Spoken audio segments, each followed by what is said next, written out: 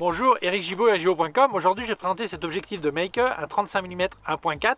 Alors, je vais te le présenter sur un Fujifilm X-E1, mais il existe en monture pour Fujifilm X, pour Canon M, pour Sony E et Nikon Z.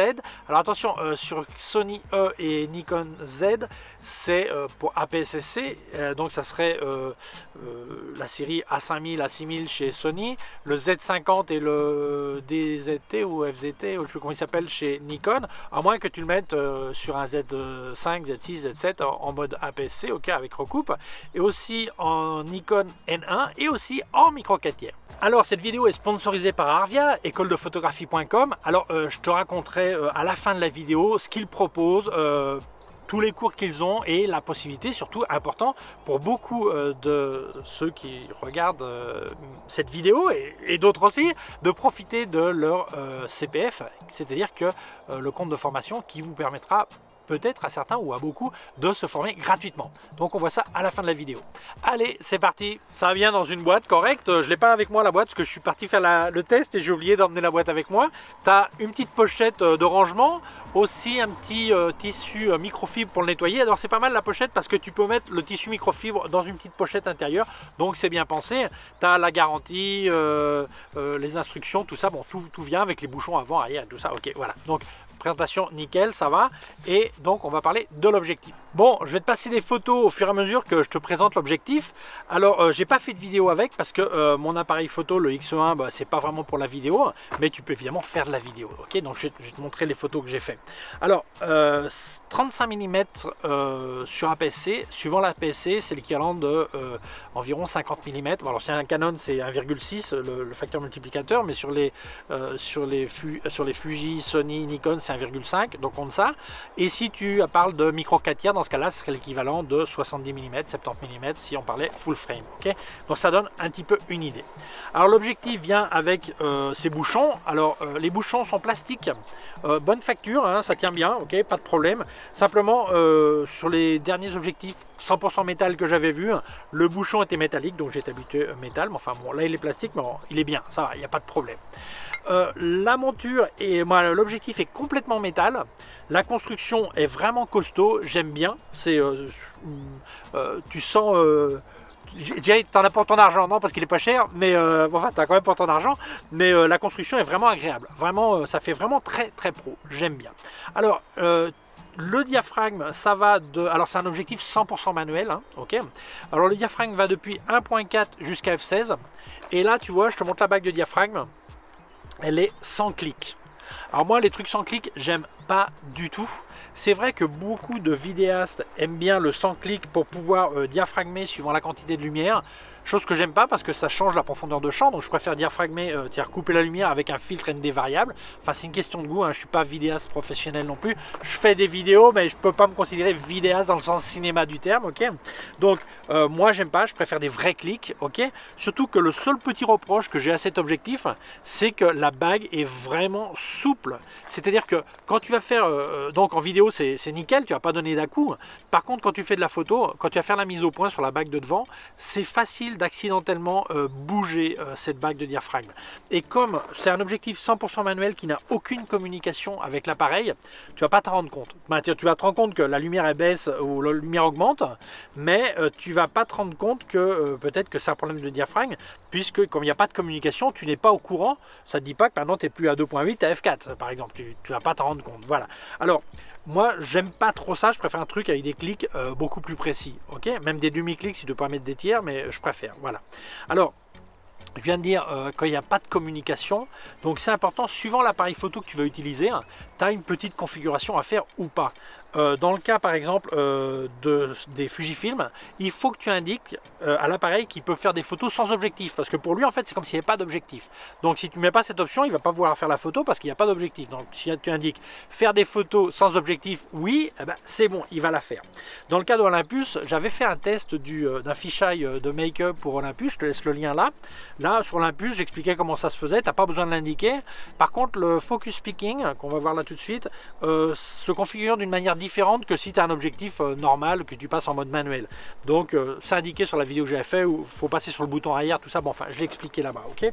Donc quand tu vas utiliser sur un mirrorless, parce que les montures qui existent c'est pour des mirrorless, il faut absolument que tu actives le focus peaking. C'est quoi ça? Eh bien, c'est des petits points qui s'allument et qui indique où est la mise au point, où elle est faite. Donc tu fais ta mise au point, tu as des petits points qui s'allument, donc tu sais que là c'est bon. C'est assez rapide à faire, hein. Je veux dire, c'est beaucoup plus facile avec du focus picking qu'avec une estimation de netteté. Donc c'est rien à configurer et ça te permet vraiment de faire des photos nickel. Voilà, mise au point où il faut est correct. Voilà. Le diamètre de filtre est de 49 mm, donc quelque chose de standard, ok. Donc si tu veux mettre un filtre, bah, tu peux parfaitement. La distance minimum de mise au point est de 40 cm. Voilà, donc est-ce que c'est beaucoup, est-ce que c'est peu? Bon, bah, c'est pas assez court pour faire de la macro, mais suffisant pour faire un petit peu de trucs assez proches. J'aurais préféré 20 cm, mais on va pas pleurer non plus, vu le tarif de cet objectif. Je vais quand même pas faire la fine bouche, ok? Donc 40 cm, ça permet déjà de faire pas mal de trucs intéressants. Le poids, 300 grammes. C'est beaucoup, c'est peu. Ben, si je compare avec certains objectifs tout plastique, sauf le verre évidemment, ben, c'est beaucoup. Hein. Si je compare avec des gros objectifs, avec autofocus et tout ça, ben, bon, ça va, quoi, ça va. 300 grammes, ça me semble complètement correct. Et avec cet ensemble X1, je reste avec un ensemble de poids très raisonnable. Alors maintenant, on va parler de la qualité optique. La netteté, c'est à peu près ce que j'attendais.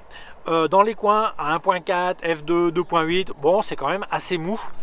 Mais bon, faut pas oublier que normalement, quand tu es à 1.4, souvent c'est parce que tu vas te centrer sur un sujet.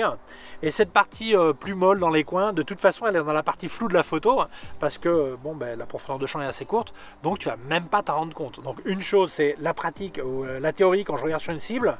Et autre chose, l'utilisation réelle de ces genres d'objectifs. Donc, à mon avis, tu vas pas t'en rendre compte. À f4, bah, là ça va pas mal quand même, hein, donc on peut pas pleurer non plus. Et donc pour la qualité obtenue, moi ça me semble complètement, pour le prix, le tarif et tout ça, ça me semble une netteté complètement raisonnable et suffisante. Alors le vignettage, tiens, les coins qui s'assombrissent. Ben moi je pensais qu'il y en aurait beaucoup plus pour ce tarif et ce genre d'objectif. Et ben là je te montre, hein, j'ai fait 1.4, f2, 2.8.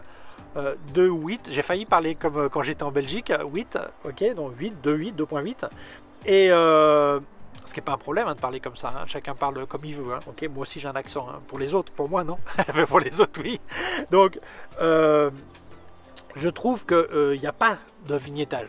À 1.4 peut-être un petit peu, à 2 peut-être, je sais pas, mais j'arrive pas à le voir vraiment, quoi. C'est pas flagrant, donc si on a un soupçon, ça sera vraiment un demi-tiers de chouillage, on dirait comme ça, voilà. Donc c'est pratiquement que dalle, quoi. Après, la distorsion. Là, oui, j'ai observé la distorsion de barillet, hein, de tonneau, je sais pas comment on dit, comme ça, voilà. Donc là, je te passe un mur, donc tu vois les briques. Est-ce que c'est un problème? Ben, tout va dépendre du genre de photo que tu vas faire. Si tu vas faire du paysage avec ça, avec l'horizon, tu veux qu'il soit bien plat, ben là ça va pas le faire, quoi. Donc il faudra que tu corriges en post-production. C'est compliqué à corriger? Non. Mais si tu n'avais pas envie de passer par un ordinateur, oui, ça va être un problème. Par contre, dans une utilisation, je dirais, normale, reportage, rue et tout ça, mais personne ne va se rendre compte que ça déforme un peu, quoi, hein, voilà.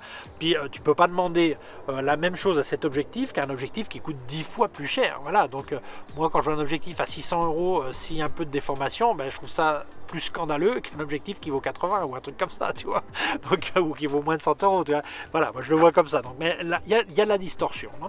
Donc, ma conclusion sur cet objectif, je pense que beaucoup de gens, quand ils n'ont pas trop les moyens, ou alors ils cherchent un look spécial, ok, mais quand ils n'ont pas trop les moyens, souvent ils se rabattent sur les objectifs vintage et ils mettent un adaptateur. Mais souvent les objectifs vintage, sauf si on t'en fait cadeau, eh bien ça coûte quand même dans les 50, 60, 70 €, 80 € suivant les modèles, ok. Et si tu rajoutes un adaptateur, tu te mets tout de suite dans ce prix là. Donc si tu veux pas un truc trop gros et tu veux pas spécialement un objectif vintage pour une raison esthétique précise que tu connais, que moi je connais peut-être pas ta raison, mais enfin ta raison est peut-être entièrement valable, hein, tu penses que c'est ce qu'il te faut, soit, mais celui qui veut pas acheter un vintage, et avec les risques qu'il peut y avoir, qu'il y ait des champignons, des trucs comme ça, qui soient rayés, tout ça, qui préfère un truc neuf ou récent, tu vois, ça c'est une très bonne option, t'as pas ajouté l'adaptateur et tout ça. Et je pense que la qualité est complètement acceptable. C'est-à-dire que celui qui n'a pas vraiment les moyens de dépenser beaucoup d'argent, il peut acheter ce genre d'appareil d'occasion. Ça, c'est un XE1 de Fujifilm, quoique je préfère un XE2 que je n'ai pas, mais pour une raison toute simple, c'est que celui-là, le focus picking, ça donne des petits points blancs. Donc si tu fais une simulation en noir et blanc par exemple, c'est difficile à voir où la mise au point est faite. Par contre sur le XE2, les points tu peux les mettre en couleur. Donc là c'est beaucoup plus cool, tu vas vraiment bien voir où c'est. Après si tu achètes ça par exemple d'occasion, ou un Olympus OMD 10 Mark II par exemple, tu vas faire de grosses économies, tu mets ça dessus, tu peux vraiment t'amuser. Alors attention, si tu es en micro 4 tiers, ça sera l'équivalent d'un 70 mm. Donc ça peut être très bien pour du portrait par exemple, tu vois. Donc ça dépend de l'utilité, tu vois. Après si tu veux regarder du Sony, par exemple une série 5000 de Sony A5000 ou une série A6000, un 6000 d'occasion, un truc comme ça, tu vois. Tu peux vraiment commencer avec des objectifs de prix très raisonnables qui vont te permettre de mettre le pied à l'étrier. Il y a beaucoup de gens qui pensent qu'ils ne peuvent pas faire de photos parce qu'ils n'ont pas les meilleurs appareils photo. Quand il y a plein de combinaisons possibles avec ce genre d'objectifs et des trucs d'occasion, et pour moins de 200 €, tu décolles, quoi, ou 200 ou 250, tu démarres avec des trucs intéressants, tu vois. Donc je pense que cet objectif est complètement recommandable.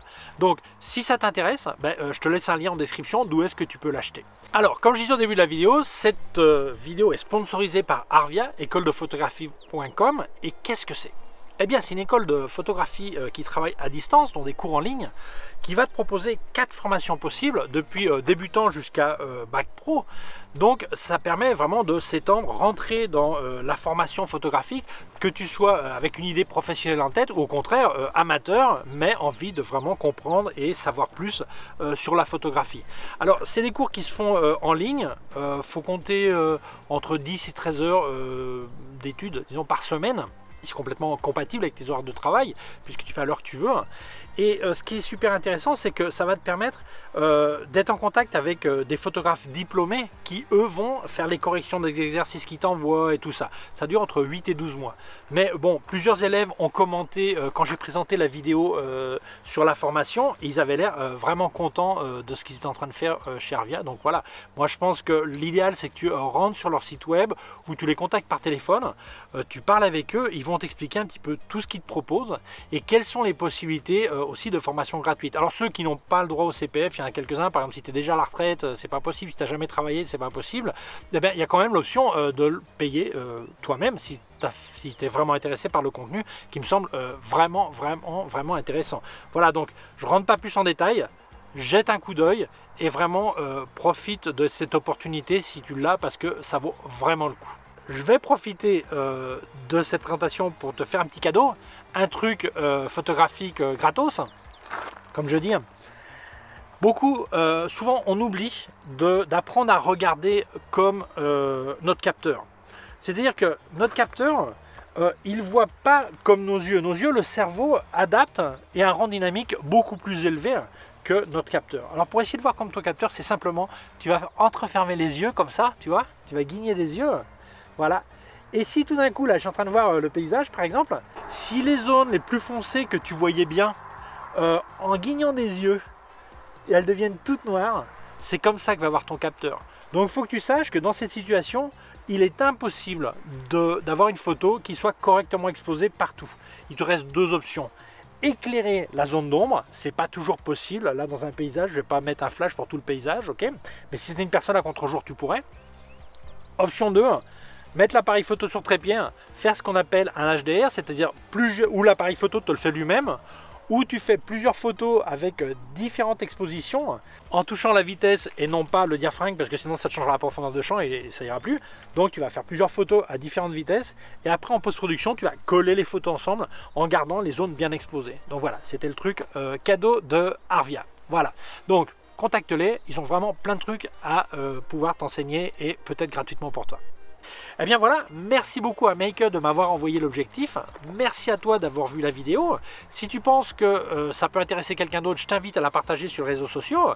Si tu ne l'as pas encore fait, je t'invite à t'abonner à ma chaîne YouTube. Il y a un petit bouton par là et une clochette. Si tu appuies sur la clochette, tu recevras un avis quand je monte une nouvelle vidéo. Mon site web ericgibaud.com, mes cours de photographie en vidéo ericgibaud.com/fr/cours en ligne. Si tu as une quelconque question, tu peux laisser un commentaire dessous. Je te laisse aussi des liens de mon matos sur Amazon et sur Digit Photo France. Des liens de tout ce que j'ai testé de KF Concept et de Sandmark, et aussi un lien de mon compte PayPal au cas où tu vas faire un don. Prends soin de toi et à très bientôt. Ciao.